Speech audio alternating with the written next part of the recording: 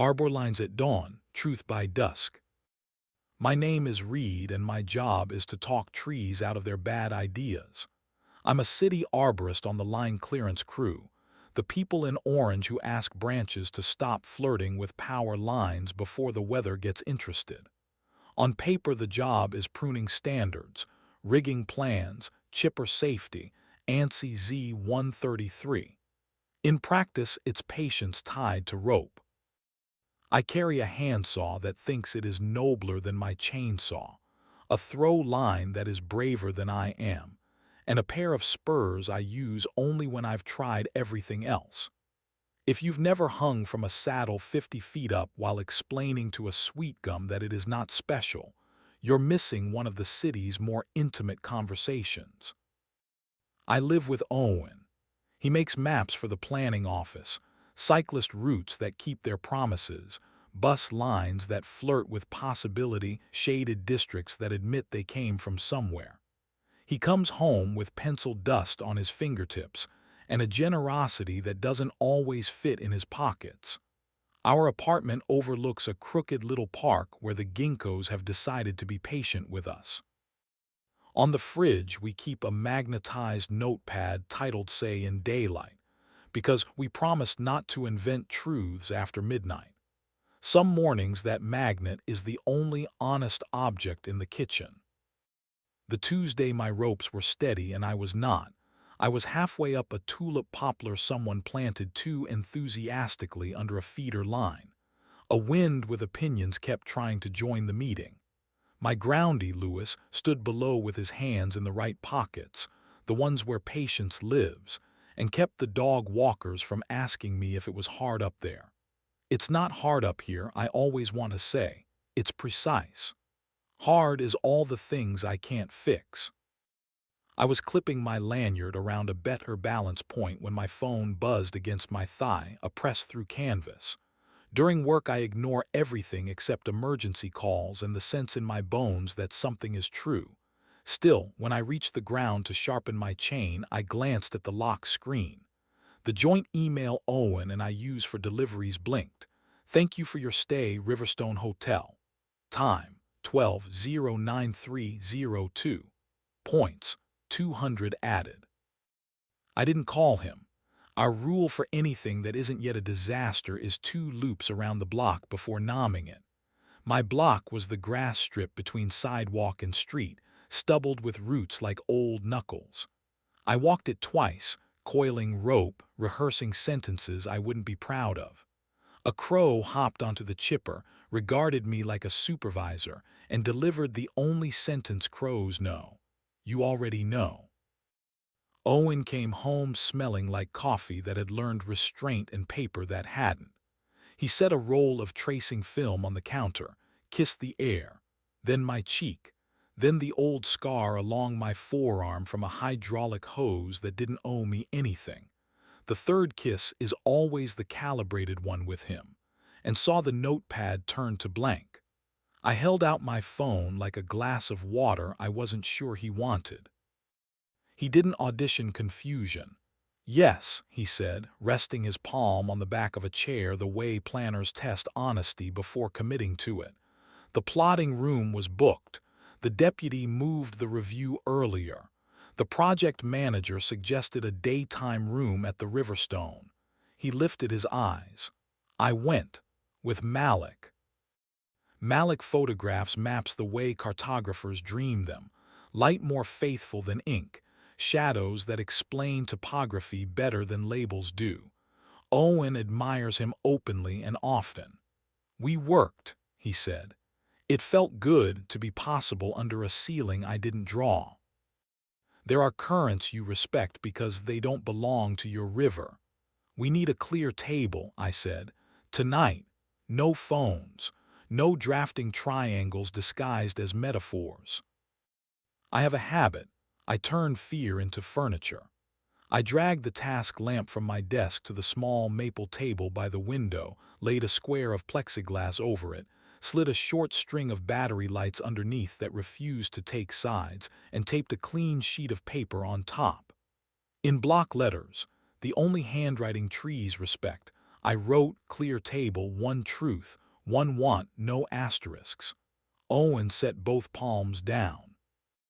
My truth, he said, voice like a river over gravel, is I liked being looked at like I was still becoming. My truth, I said, choosing verbs like knots, no slack, no snap, is I'm not afraid you slept with him. I'm afraid you'll write the final label somewhere I can't read it.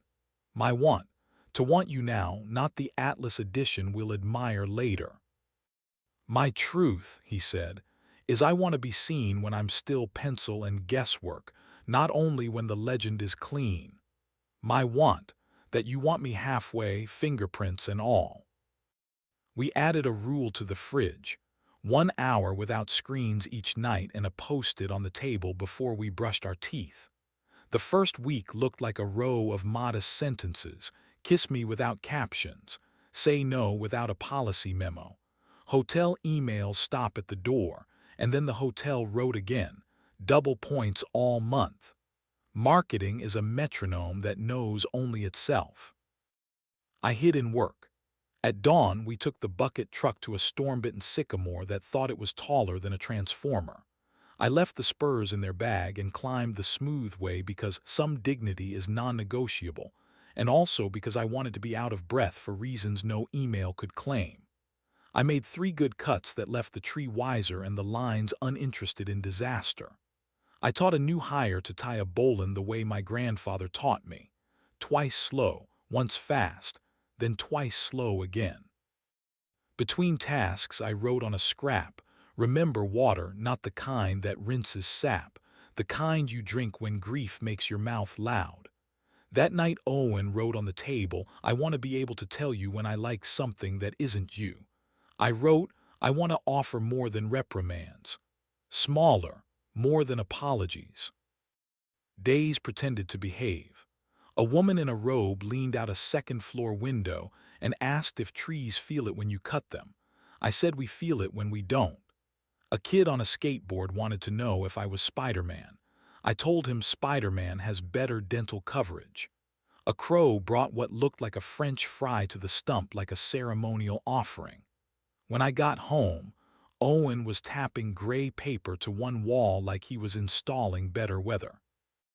Sunday, he said, let's take the early train to the coast. Arbitrary day, late return.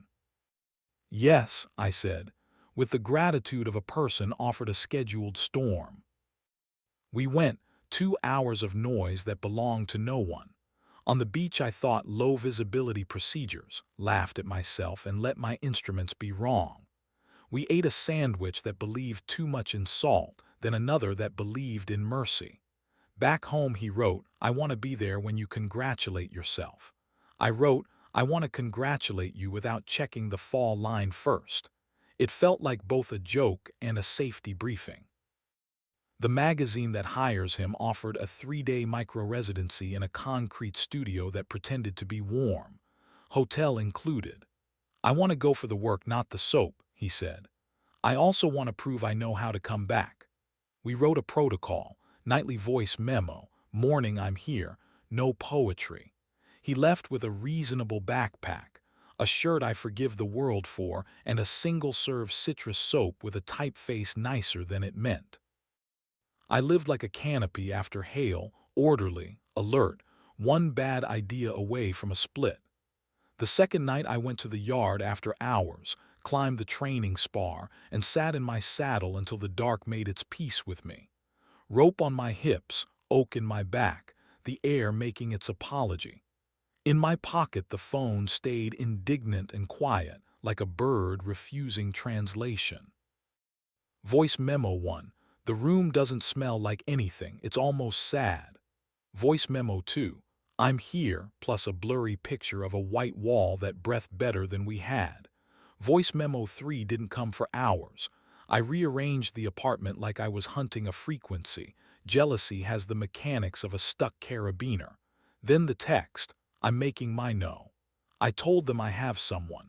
I said I'm not interested in being profitable for anything else. He came back.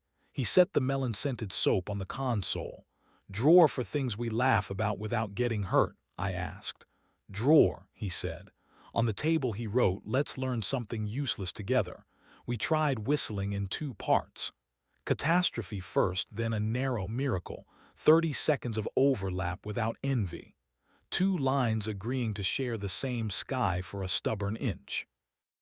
I don't want to be heroic, I want to be exact. Some evenings I open the archived hotel email the way you tongue a repaired tooth.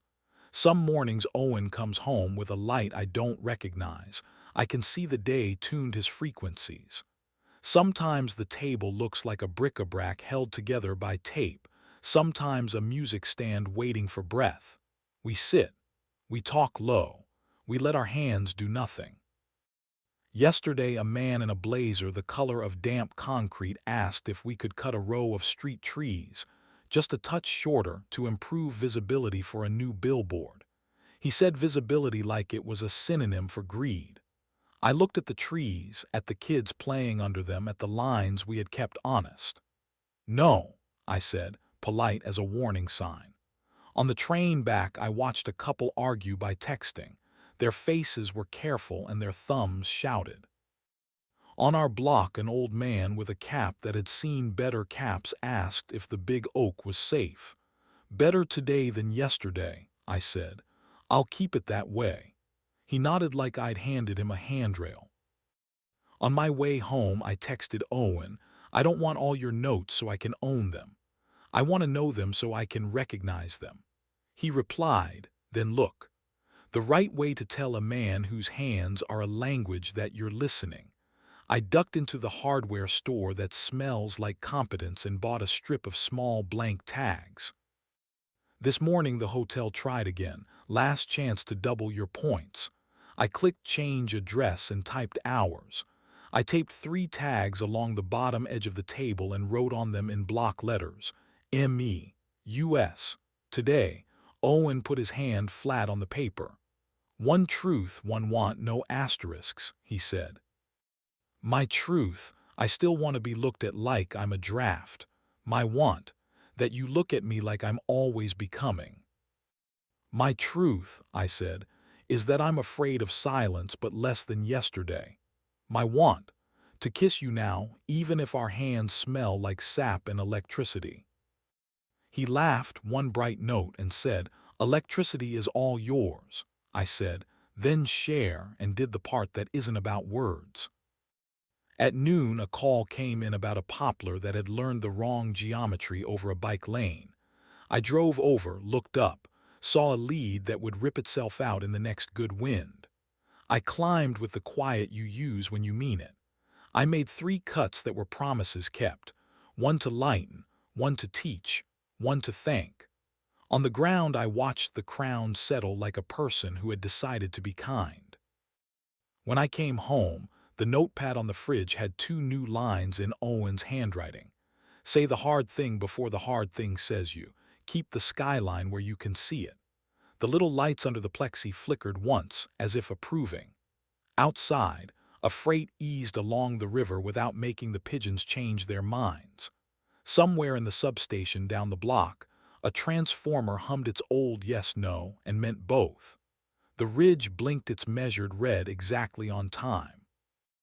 And the switches of the city, if you'll believe me, decided for one night only to line themselves without complaint.